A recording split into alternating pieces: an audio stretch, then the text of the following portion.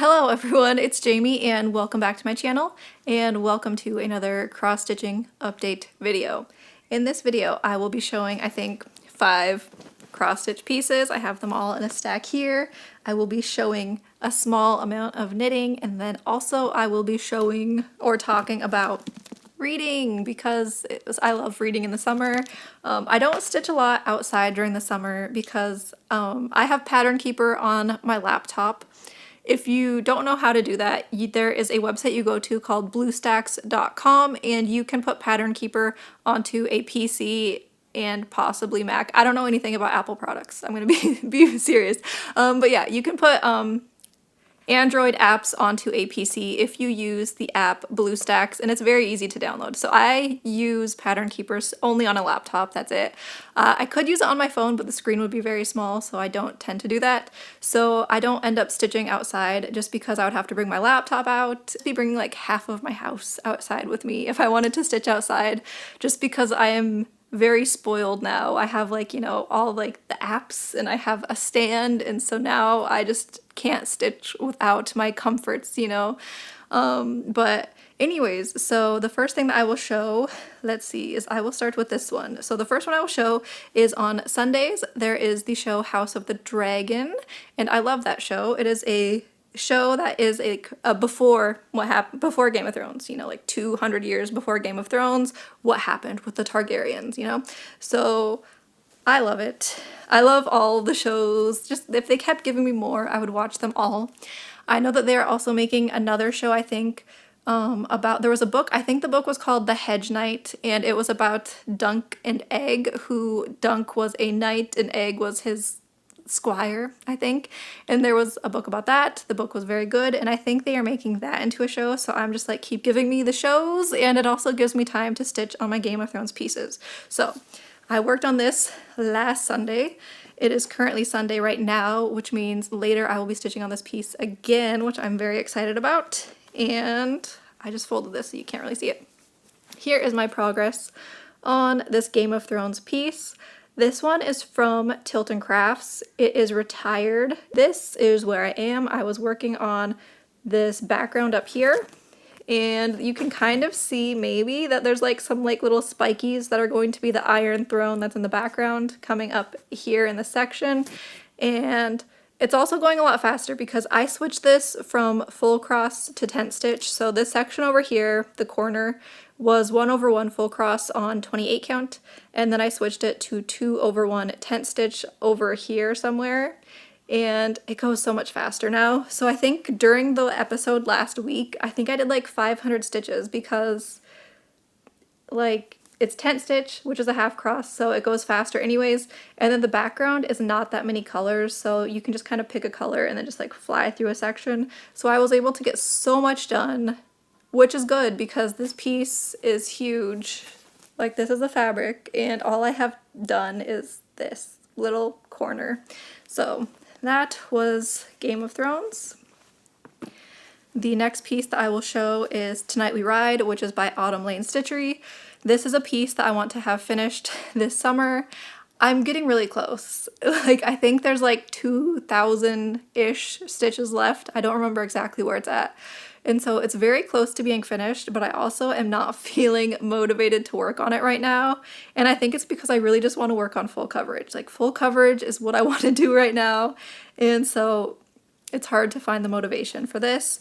I ended up meeting my June goal though, because every month I was trying to do a certain amount of stitches on this chart, which was I think 1,500. At the end of June, I put in another 500, which meant that I met my goal. And so here is, no, that's the wrong area. I worked on this side right here, and this half is now finished. Yay! So I was working on, I think, this tree here, and then I also had to do the color that is in the fence. And so I did all the fence on this half. I did some of like the little like the walkway here, and then all that's left to do now is this other part on the bottom. So there's not that much left. So I really just need to like do it, like maybe do like a couple hundred stitches a day or something and then get it done. And this is being stitched on This Is Halloween from Witch's Garden Crafts on Etsy. So there was that. Then the next piece that I worked on, and this was still in June because it's now currently July, I don't have my watch, I can't see the date, July 7th maybe? That's a possibility. And I worked on Kita in June. So I didn't meet my goal on her. I think I only did like 1,000 stitches on her last month, so I am behind. And here is where she is. So I was working on more of this color here, trying to bring it down this section. And then I want to take this middle section down, and then I'll be able to work on the last section of blues, which I think I need to order more of one of the blues. So I couldn't work on the blue section right now, even if I wanted to, because I need to order more of a color that I ran out of. So that is something that I need to make sure and do soon. This is being stitched on a fabric that I dyed myself using Rit dye, and it's a 28 count 2/2 full cross. And part of the reason I picked a 28 count for this is just because I know that when you dye fabrics, it can shrink them. And this piece has a lot of beads, like throughout all of this and all of there, and there are beads everywhere. And I know that sometimes beads can get like really tight if you go down to like a 36 count fabric or something. So that's why I went with 28 count. It's just because I wanted the beads to have a lot of like wiggle room, not be like squished in there. So that's why I did that. Also, another thing I was going to mention is Kita. I'm trying to get her finished this year. Originally, I wanted to get the cross stitching finished in October and then finish the back stitching and beads at the end of the year. But now I kind of want to finish her sooner than that. So there is a new Legend of Zelda game coming out at the end of September, and I plan on starting either Link or Zelda from Pinky the Pink at sometime after I finish Kita. So I have to finish Kita before I can start Link or Zelda. So I want to be able to start my Link or Zelda chart in September when the new game comes out, because I am very excited. So I pulled this off the wall so I can show. So normally in a Zelda game, I'm explaining this for people who haven't played Zelda, because there are lots of people out there who are probably like, I don't know these people. So normally the games are called Legend of Zelda, but Zelda is the girl. Normally you are playing as the boy, Link. So normally you're playing as him. In the new game, you get to play as the girl. You get to be Zelda. So I am very excited for that. Like, finally, it's about time. Like, this year we got the new Princess Peach game. You got to play a game as Peach. And then now we're getting to play as Zelda. Like, oh, I get to be a girl finally in a game. So that's going to be fun. Anyways, so I really want to get this finished sooner to try and be able to start Link or Zelda in September. I also, where is the paper? I was going to show too the tallies. So I had a video earlier in like June or May or sometime where I said that people could vote for if they wanted me to start Link or if they wanted me to start Zelda. And I was going to show my tally marks for what is winning so far. And so far, Link, Green Link is winning. So this is where Green Link is, the tallies for Green Link. This is Blue Link. And then I think this was Blue Zelda and then Pink Zelda. So the way that I did the tallies is if it was someone's first vote, I gave it red. So if someone was to say, I think you should stitch Green Link first and then stitch Blue Zelda, I did Green Link in red because it was their first choice. And then I did their second choice in blue. And that way I was kind of keeping track of like which were first votes, which were second votes. But yeah, you can see that Green Link is just, it's gonna be Green Link at this point, unless like a horde of Zelda fans come and are just like, we need it to be Zelda. But yeah, it's gonna be Link, I think. I think that's safe to say. And so the next piece that I will show is, once we got into July, I was like, I need to work on Autumn Harmony first thing in this month, because my stitching has been very like up and down. Like some days I'll stitch all day and then I'll have a couple days where I don't stitch at all. So I knew that I wanted to get Autumn Harmony done early in the month, because I'm trying to do 5,000 stitches on her every month so that I can get her finished sometime next year. One day. That sounds so far away, but at the same point next year is like 6 months away. So then I really need to come up with a plan of like when I want to finish her next year. So I have been really focusing on Autumn Harmony right now. So far, I think I have done 2,000 stitches on her this month. I actually need to take her off the hoop because I don't think you'll be able to see, because I'd moved the hoop recently. So I will do a before picture, and here is where I am at on her right now. It's gonna be hard to see, but I was working on this area here, and I know that her ear before, I don't think it was finished. So I finished like this area that's like her ear, and then more of the leaves and all the stuff that's back there. And then I am getting closer to this section meeting the top. So I'm just working my way up to the top and trying to finish filling in that section there. And so here is what she looks like right now. And I am super excited. So she is being stitched on a 18 count fabric, 2/1 full cross.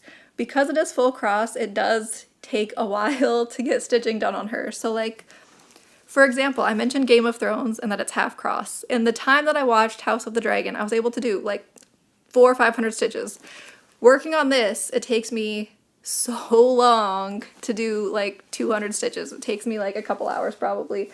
Number one, because there is a ton of confetti in this section, and then number two, just it's full cross, so it does take longer. So that was Autumn Harmony. The next piece that I'm going to show is one of my Whipgo pieces, which there was 2 Whipgo numbers called, you know.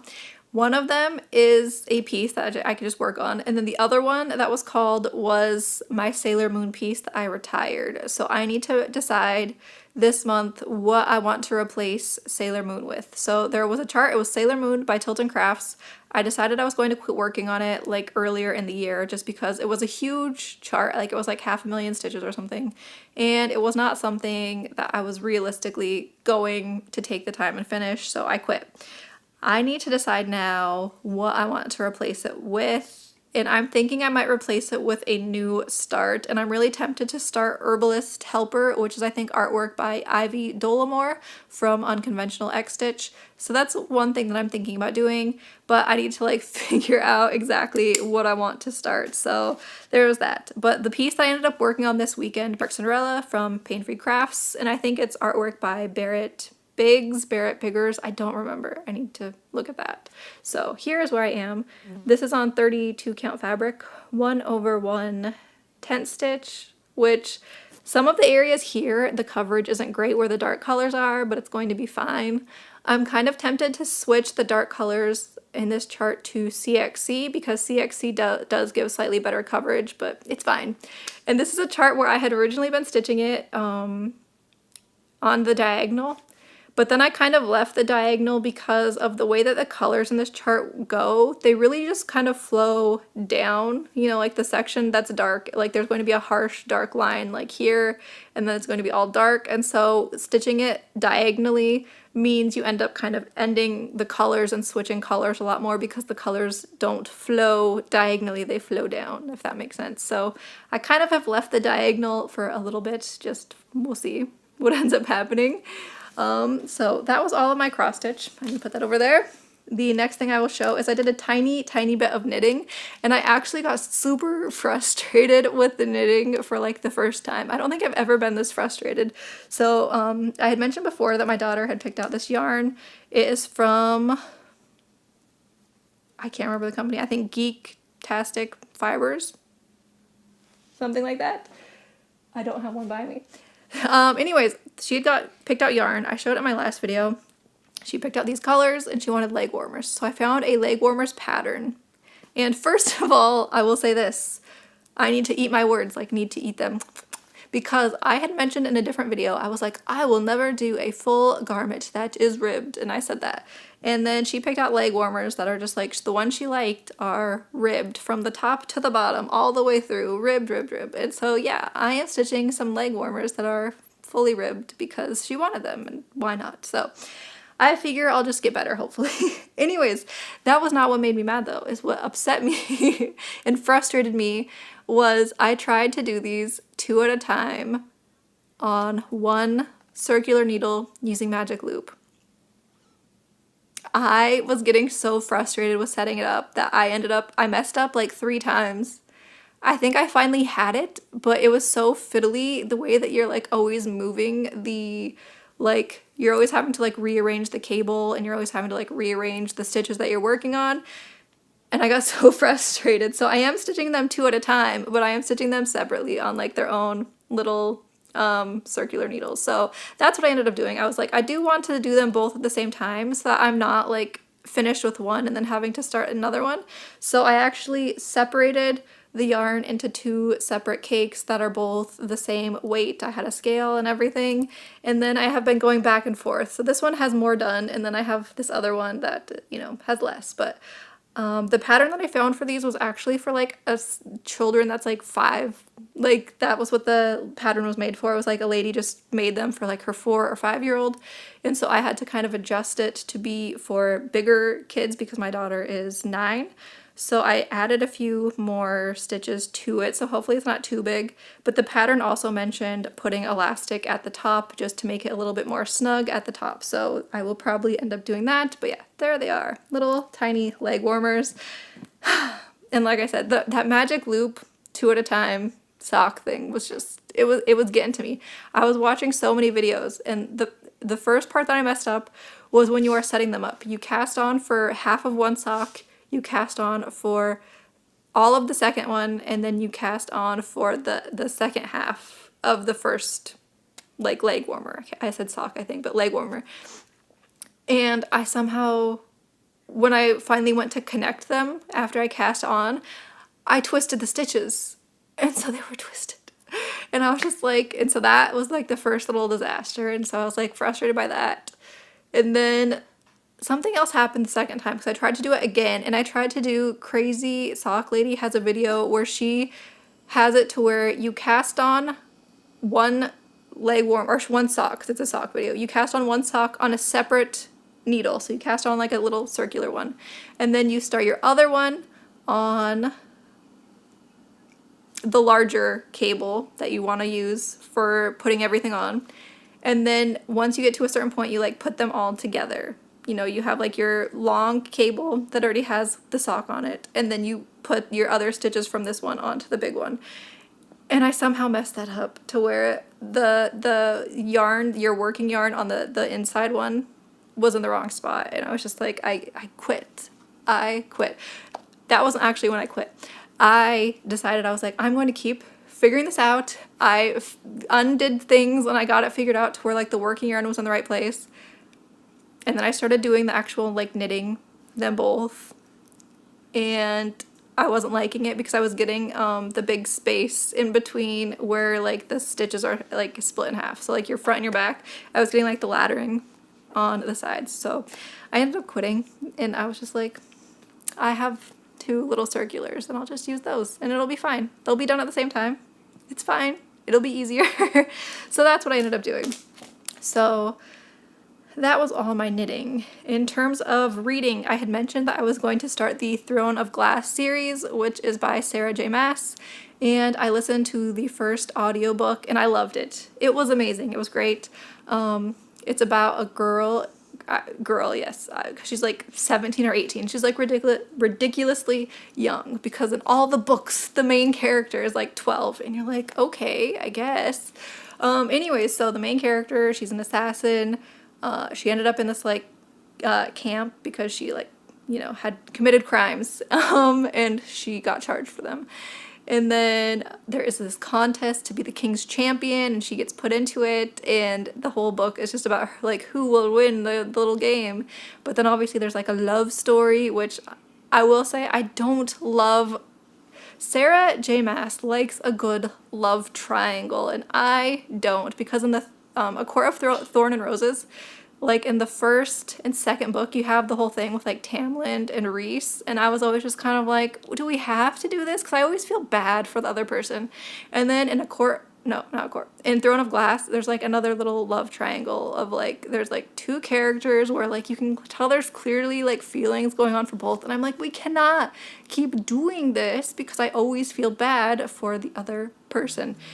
Anyways, so I listened to all of that, and then there's like other stuff that goes on in the background. So obviously like she's in this contest trying to be like the champion thing, and there's like some magical stuff going on, and yeah, there's a lot, but it was really good. I would recommend listening to it or reading it, however you want to consume the book. And it was so good that I was like, I want the second book, and I went to put a hold on it at the library, and it had a 20-week wait. And so I was like, apparently we all love Throne of Glass, and now I get to wait 20 weeks, or I will most likely use an Audible credit so I don't have to wait 20 weeks. So I really liked that book, and now I kind of don't know what to listen to next because, like I said, I don't know if I want to just get it with an Audible credit or wait the 20 weeks, so we'll see.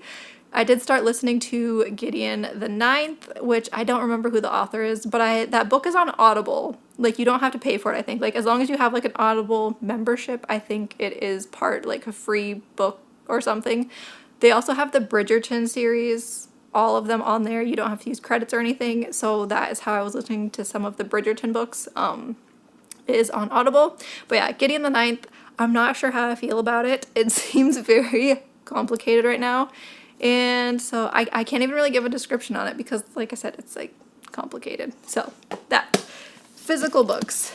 I have been reading one book that is just like a silly goose book. Just silly goose. I really wonder what the library people thought when I put this on hold. So like they had to put it on the shelf and they had to look at it and be like, someone put a hold on this.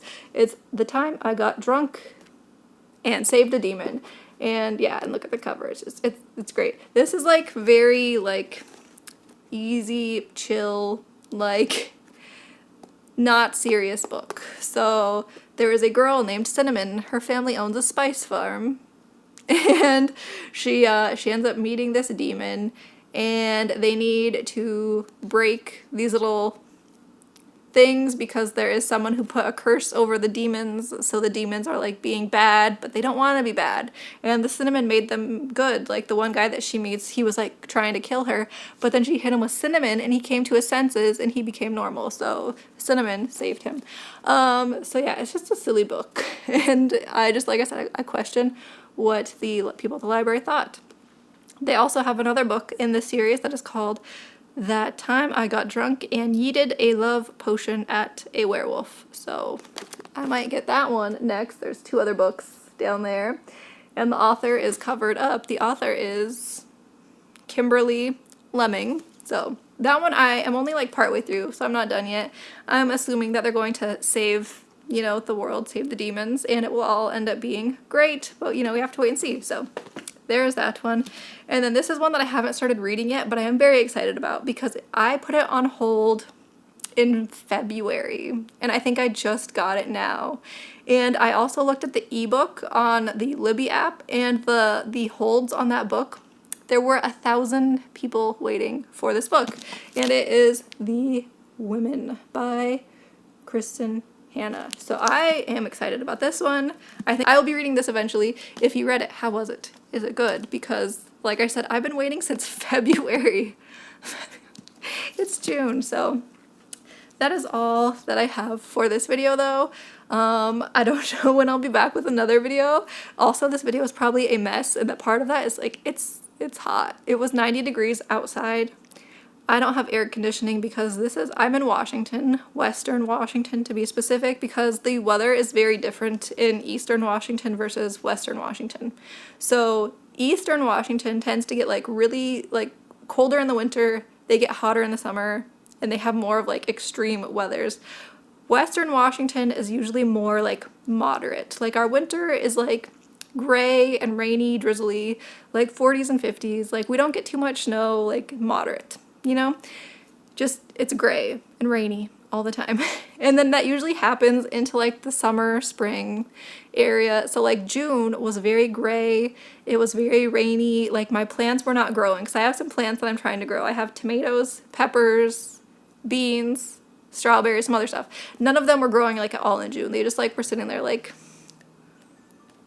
they were just sitting there like, we would like sun. And I was like, I would like to give you sun. Now they are all just like taking off because it's 90 and it's not normally 90. And so it's 90 outside. It's like 82 inside because I don't have air conditioning because, like I said, this area is not normally this hot. So we don't usually all have air conditioning. Like newer construction is now like, we should have air conditioning, but older buildings do not. So I have no air conditioning. I just have little fans that blow at me, and that's all I have. So anyways, that is all for this video. Thank you everyone for watching, liking, commenting, and subscribing. I am hoping that it won't be very long before my next video, but that will really depend on how much I can stitch when it is this hot, because it's hot. That is it for this video. Bye!